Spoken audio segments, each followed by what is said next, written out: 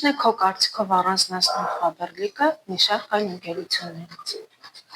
Եթե ես նշեմ Faberlic-ի առանձնահատկությունները, դրանք չափազանց շատ են։ Ես ուղղակի մի քանիսը կնշեմ։ Առաջինը, որ ինձ համար Faberlic-ը տարբերվում է այլ ցանցային ընկերություններից, դա այն է, ընկերությունը արտադրում է միմիայն թթվածնային կոսմետիկա եւ էկոլոգիապես մաքուր ապրանքատեսականի։ Թթվածնային կոսմետիկա այսօր ոչ մի բրենդային ընկերություն չի արտադրում։ Միակ ընկերությունը դա Faberlic ընկերությունն է։ Դա ինձ համար ամենակարևոր առանձնահատկություններից մեկն է եւ երկրորդ կարևոր առանձնահատկությունը ինձ համար, որ նա ունի բազմատեսակ ապրանքատեսականի, ավելի քան 10,000 ապրանքատեսականի եւ ցածր գներ, բարձր որակի հետ զուգահեռ ցածր գներ։ Բացի այդ կարևոր առանձնահատկությունները կան նաև շատ առանձնահատկություններ, որ Faberlic ընկերությունը տարբերվում է այլ ընկերություններից։ Ես ընդհանրապես մի երկուսը կնշեմ։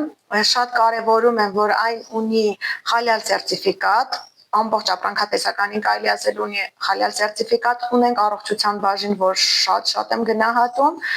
եւ չի փորձարկվում կենդանիների վրա ապրանքատեսականին, ինչպես նաև ունի շատ հետաքրքիր ու հետաքրքիր բոնուսներ, որոնցից կարևորում եմ ու տարբերվում է այլ ընկերություններից մայրության բոնուսը։ Այսքանը կնշեմ։ Երբ բախվում ես խնդիրների, ինչպես ես ուժ գտնում կրկին վերանայելու աշխատանքդ։ Եթե այս հարցը ինձ տարիներ առաջ, ես կպատասխանեի, որ յուրաքանչյուր խնդրի հանդիպելիս ես ընկճվում եմ, կոտրվում եմ, թուլանում եմ եւ մտածում եմ, որ այս բիզնեսը ինձ համար չի, ես պիտի չշարունակեմ։ Նախկինում այդպես էի մտածում, բայց հիմա ես վստահ կպատասխանեմ քեզ, որ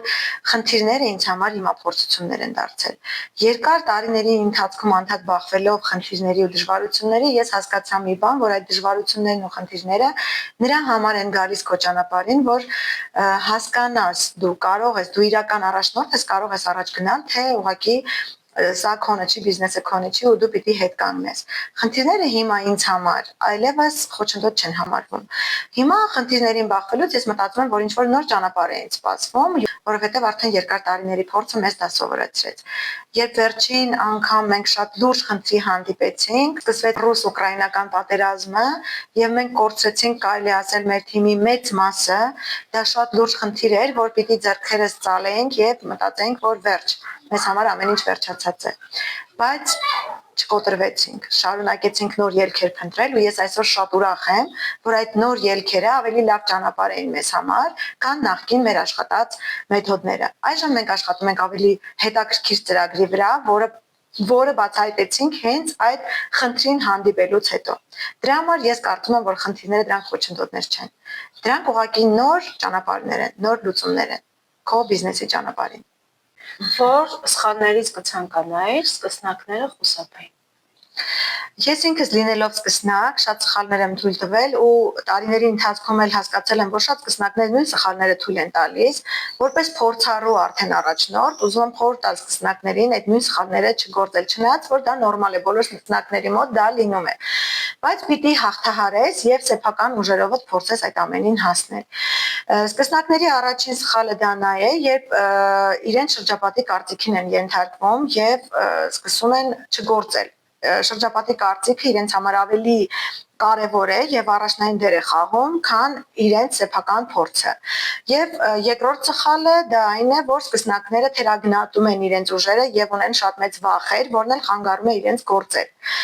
Ես խորհուրդ եմ տալիս որպես արդեն առաջնորդ, հաջողակ,